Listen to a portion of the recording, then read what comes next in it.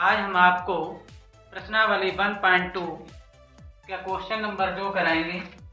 कल question number 1 कराया था, आज क्वेश्चन नंबर 2 है। पूर्णांकों के निम्नलिखित युग्मों के एचसीएफ और एलसीएम ज्ञात कीजिए तथा इसकी जांच कीजिए कि दो संख्याओं का गुणनफल बराबर एचसीएफ इंटू एलसीएम। यानी कि यहाँ पर एलसीएम और एचसीएफ निकालने, पहले उसका मान निकालेंगे, इसके बाद इसकी जांच करेंगे कि इन संख्याओं का गुणनफल जो है वो एलसीएम और एचसीएफ के गुणनफल के बराबर है। तो देखते हैं पहले क्वेश्चन को। लिखेंगे सॉल्यूशन।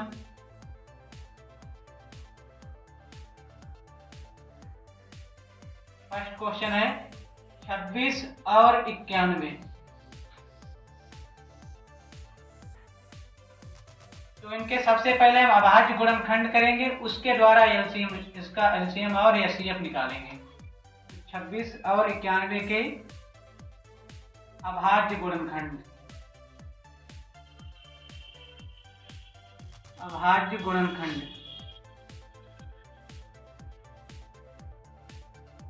26 के कर लेते हैं अभाज्य गुणनखंड। 2 गुणे 13, 13 दूनी 26 हो जाएगा। फिर 91 के कर लेते हैं, 7 गुणे 13, 13 7 91। अब ये अभाज्य गुणनखंड आ गए हैं, यानी पूर्णांक 26 का और 91 के अभाज्य गुणनखंड मिल गए। अब इसका एचसीएफ निकालेंगे। एचसीएफ मतलब होता है हाईएस्ट कॉमन फैक्टर, यानी कि ऐसा गुणांक जो दोनों में सर्वनिष्ठ हो, यानी कॉमन हो। तो ऐसा गुणांक लिखेंगे तो यहाँ पर कितना है, 13 इसमें भी कॉमन है और इस वाले पद में भी है, अर्थात 13 दोनों पदों में कॉमन है। तो कॉमन सब पूर्णांक ही एचसीएफ हो जाता है। तो यहाँ आंसर कितना हो जाएगा, इसका एचसीएफ हो जाएगा 13। फिर एलसीएम निकालेंगे। एलसीएम का फुल फॉर्म होती है लोएस्ट कॉमन मल्टीपल, इसको शॉर्टकट में मासा कहते हैं। तो एलसीएम निकालने का विधि है कि कोई भी गुणनखंड डबल ना हो और ना ही कोई छूटे। तो कोई डबल ना हो तो लिख लेते हैं 2 को, फिर 7 को, फिर एक बार 13 को लिख लेंगे। 2 7 13। चेक करें कि कोई गुणनखंड छूट तो नहीं रहा। 2 लिखा है, 2 लिखा है, यहाँ पर भी 7 लिखा तो 7 आ गया। 13 लिखेंगे तो उसमें ये दोनों 13 आ जाएगा। तो यानी एलसीएम इसकी अब मल्टीप्लाई कर लेंगे। 7 दूनी 14 गुणे 13, 13 14 की गुणा करेंगे। 13 चौक 52 का 2, 13 चौक 52 का 2, फिर 13 एका 13, 13 5 18, 182, यानी एलसीएम हमारा 182 आ गया। अब इसकी जांच करेंगे कि की दो संख्याओं की गुणा, यानी 26 और 91 की गुणा वो एचसीएफ और एलसीएम के बराबर आती है या नहीं आती है। तो जांच कर लेते हैं। लिखेंगे जांच। जांच में लिखेंगे दो संख्याओं का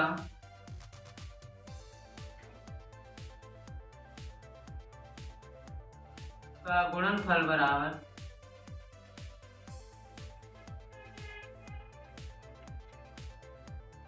एचसीएफ इंटू एलसीएम।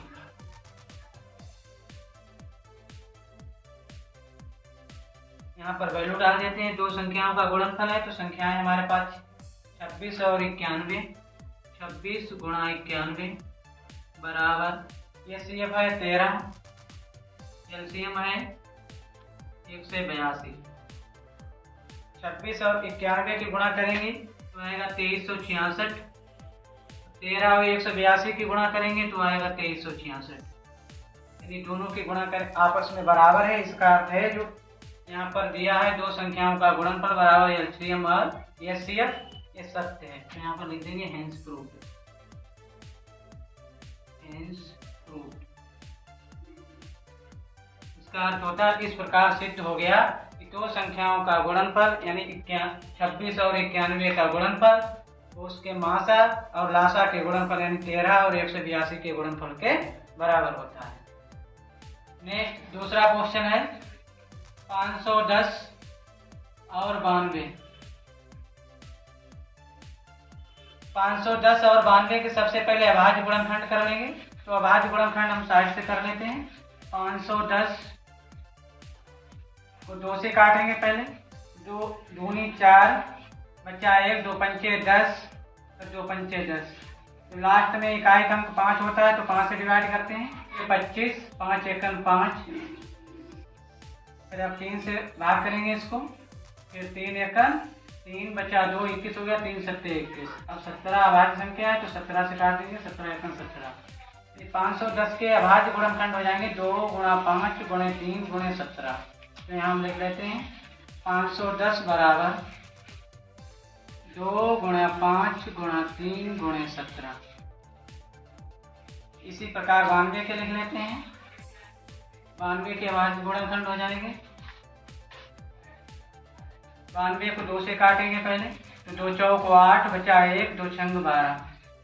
फिर 2 से काटेंगे, 2 दूनी 4, 2 तियां 6। 23 अभाज्य संख्या है इसलिए 23 से काट देंगे, 23 एकम 23।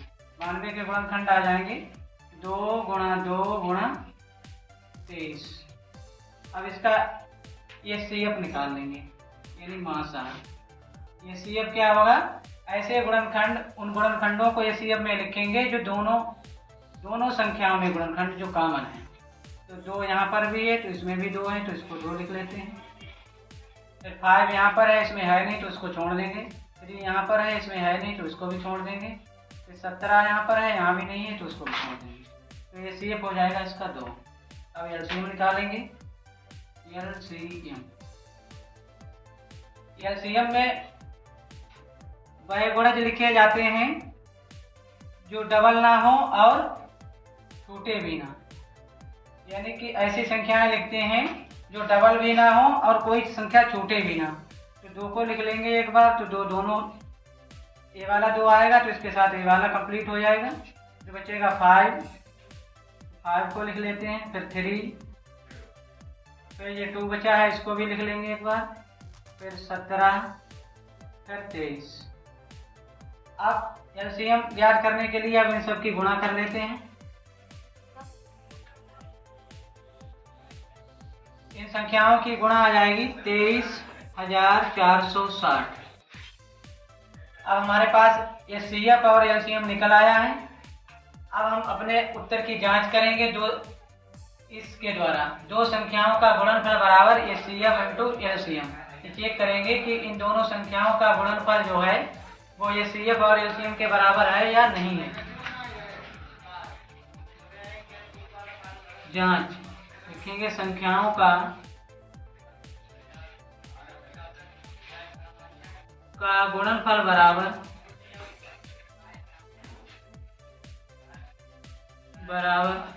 ये CF इंटू LCM। यहाँ पर संख्याओं को लिख देते हैं 510 गुणे 92। इधर ये CF लिख लेते हैं 2, LCM 23,460। 510 और 92 की मल्टीप्लाई करेंगे तो आएगा 46,920। इधर 23,460 की 2 से गुणा करेंगे तो ये भी आ जाएगा 46,920।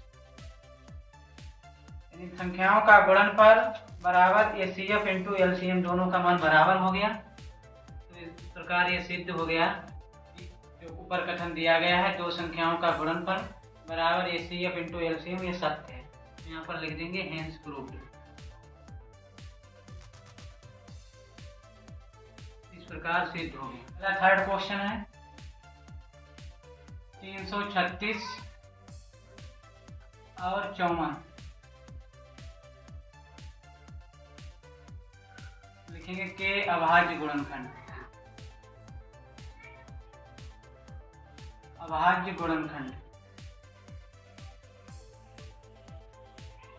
336 और 54 के अभाज्य गुणनखंड कर लेंगे।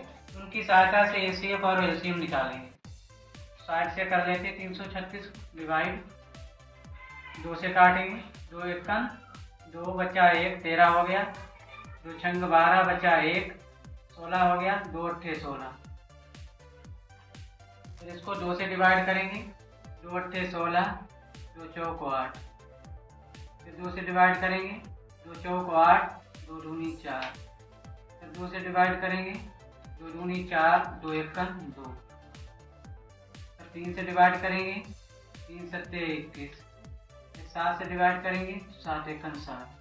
तो 336 के गुणनखंड आ गए, लिख लेते हैं। 336 बराबर 2 गुणा 2 गुणा 2 गुणा 2 गुणा 3 गुणा 7। इसी प्रकार 54 के गुणनखंड कर लेते हैं। 2 से डिवाइड करेंगे, क्योंकि 2 भी एक अभाज्य संख्या है तो अभाज्य गुणनखंड ही करने हैं। अभाज्य ही गुणनखंड, सारे गुणनखंड अभाज्य ही आएंगे। 2 भी अभाज्य संख्या है, 3 भी अभाज्य संख्या है और 7 भी अभाज्य संख्या है। 2 से डिवाइड करेंगे, 2 दूनी 4, बचा 1, 2 सत्ते 14। फिर अब 27 को 3 से डिवाइड करेंगे, 3 नेम 27। फिर 3 से डिवाइड करेंगे, 3 3 9। फिर 3 से डिवाइड करेंगे, 3 एकम 3। 54 के जो अभाज्य गुणनखंड होंगे वो होंगे 2 × 3 × 3 × 3। अब निकालेंगे HCF सबसे पहले। तो HCF में वो गुणनखंड लिखे जाते हैं जो दोनों में कॉमन होते हैं। 2 यहाँ पर भी है, 2 यहाँ पर भी है, इसको लिख लेंगे। फिर 3 यहाँ पर है, 3 यहाँ पर है, इसको लिख लेंगे। फिर और कोई गुणनखंड कॉमन नहीं है तो इसका HCF हो जाएगा 3 दूनी 6। फिर अब निकालेंगे इसका LCM। LCM में सभी गुणनखंड लिखे जाते हैं, किसी को डबल नहीं लिखा जाता है। तो 2 लिख लेंगे, ये वाला 2 लिखेंगे तो ये 2 जाएगा। फिर ये वाला बचा हुआ है तो इसको भी लिख लेते हैं, इसको भी लिख लेते हैं और इस वाली संख्या को भी लिख लेते हैं। फिर ये वाला 3 लिखेंगे तो इसमें ये 3 आ जाएगा। बाकी बचे 2 3, इनको भी लिख लेते हैं। फिर बचा है 7, इसको, यानी कि कोई भी संख्या डबल भी ना हो, ना भी कोई गुणनखंड छूटे। अब इनकी गुणा कर लेते हैं। गुणा करने पर आएगा 2 दूनी 4, 4 दूनी 8, 8 दूनी 16, 16 3 48। ये हो जाएगा 48।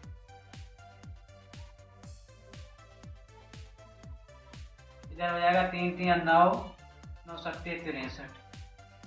फिर 48 और 63 की मल्टीप्लाई कर लेंगे। 63 गुणे 48, 8 3 24 का 4, 8 6 48, 48 2 50, 4 3 12 का 2, फिर 4 6 24, 1 25, 4 2 5 5 10 का 0, 2 1 3, 3024। तो LCM आएगा 3024। अब हम अपने आंसर की जांच कर लेते हैं। 2 संख्याओं का गुणनफल HCF और LCM के बराबर है।